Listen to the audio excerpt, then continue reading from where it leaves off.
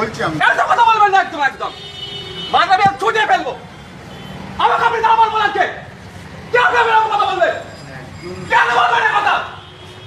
একদম মজার কথা বলবেন না, অসভ্য কথা বলে। কেন এমন কথা বলবেন? কারণ ভিক্ষারি কাজ করে না, ভিক্ষারি ছিল না। আপনি দাও বলছেন, বলেন আপনার ভুলে তো আপনার স্যার এখন স্যারকে নিয়ে করেছে, স্যারের একদম এরকম কথা বলবেন না, বলে দিচ্ছি। কথা বলবো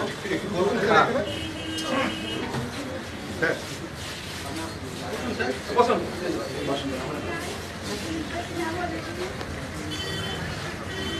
এই বাকি লোক বাইরে যান, বাকি লোক বাইরে যান।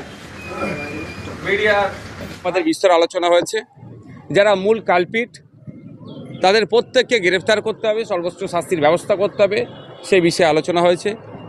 এসপি সাহেব আশ্বস্ত করেছেন তাদের অ্যাডারে আছে, যত দ্রুত সম্ভব তাদেরকে অ্যারেস্ট করা হবে। তিনি এটাও আমাদেরকে বলেছেন যদি ওই যারা মেল কালপিট তাদের যদি কোনো লোকেশন আমরা পাই সেটাও শেয়ার করতে বলেছে, আমরা এই গ্রেফতার করব। আমরা এসপি সাহেবকে দুটো বিষয় উত্থাপন করেছি। প্রথমত, এই ধরনের ঘটনা সম্প্রীতির বাংলায় কোনোভাবেই কাম্য নয়, যেটা আমাদের জালাল সাহেব বলিষ্ঠভাবে বলেছেন, যেটা বাংলার ঐতিহ্য নয়, এটাকে বন্ধ করতে হবে। সাথে সাথে আর একটা যেটা আমাদের প্রস্তাব রেখেছি সেটা হচ্ছে যারা মূল হোতা, যারা প্রতিনিয়ত এই ধরনের ইনসিডেন্ট ঘটিয়ে বেড়াচ্ছে তাদেরকে কোনোভাবে রেহাই দিলে হবে না। এর ঘটনা যখন আপনারা একটা ঘটনা নিয়ে এসেছেন তার মধ্যেই আরও একটা ঘটনা ঘটে গেছে সীতাকুণ্ডে, তারাও এসছেন এখানে এই বিষয়টা এসপির নজরে আমরা এনেছি। উনি বলেছেন যে হ্যাঁ আমরা এই ঘটনাটা জানি এবং আমরা প্রিপারেশন নিচ্ছি, আমরা স্ট্রং অ্যাকশন নেব। আপনাদের সামনে কথা দিচ্ছি, কেউ বাঁচবে না। আগের যে রহিম আর এদের যে ঘটনাটা আছে সেই কথাটা বলেছে, অলরেডি 10 জনকে আমরা অ্যারেস্ট করেছি, বাকি প্রত্যেককে আমরা অ্যারেস্ট করব, কথা দিচ্ছি। এবং সীতাকুণ্ডুর ঘটনা বলছি আমরা স্ট্রং অ্যাকশন নেব, আমরা কাউকে ছাড়বো না।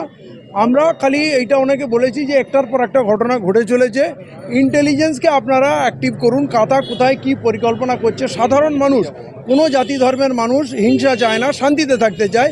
যারা রাজনীতি এবং সাম্প্রদায়িক হিংসা ছড়াতে যাচ্ছে, যারা এর সওদাগার, তাদের আগে থেকে আপনারা তুলুন, তাদের অ্যারেস্ট করুন, তাদের আটকে দিন। তাহলে বাংলার এই পরিবেশ, সাধারণ মানুষ যে ভয়ভীতির পরিবেশ তৈরি হচ্ছে সেটা থেকে বাঁচবে। উনি কথা দিয়েছেন আমরা আমাদের হাইয়েস্ট লেভেলে, আমরা ঘুটিয়ারির যে লাঠিচার্জের ঘটনা সেটাও বলেছি। উনি বলেছেন ওইখানে ব্যাপক নেশার জিনিস বিক্রি হয়, সেইটাকে আমরা নেশামুক্ত একটা এলাকা করব, তার জন্য আমাদের স্পেশাল অপারেশন তৈরি হচ্ছে। আপনারা আমাদের সঙ্গে থাকুন। সমাজের যে কোনো ভালো কাজের জন্য আমরা পুলিশ ডিপার্টমেন্টকে সহযোগিতা করব।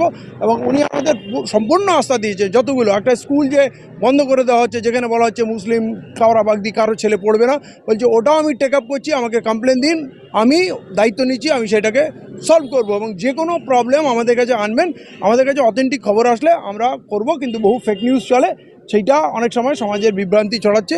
তা আপনারা যদি আমাদের সহযোগিতা করেন, আমরা কথা দিচ্ছি আমরা কালপিটকে ছাড়বো না। কি বলবেন আজকে এখান থেকে? আজকে আমরা মূলত যেটা এসেছিলাম যে বারুইপুর এরিয়া জুড়ে যে অশান্তির বাতাবরণ তৈরি করার চেষ্টা চলছে এবং একটার পর একটা ঘটনা দিয়ে যে অশান্ত করার চেষ্টা হচ্ছে, সেইটা এসপির নজরে আনা হয়েছে।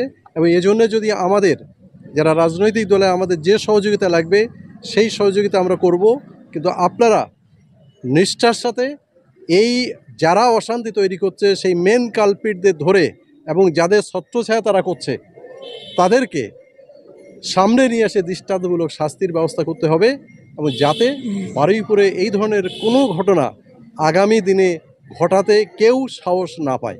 এসপি আমাদেরকে আশ্বস্ত করার চেষ্টা করেছেন যে অবিলম্বে তাদেরকে অ্যারেস্ট করা হবে।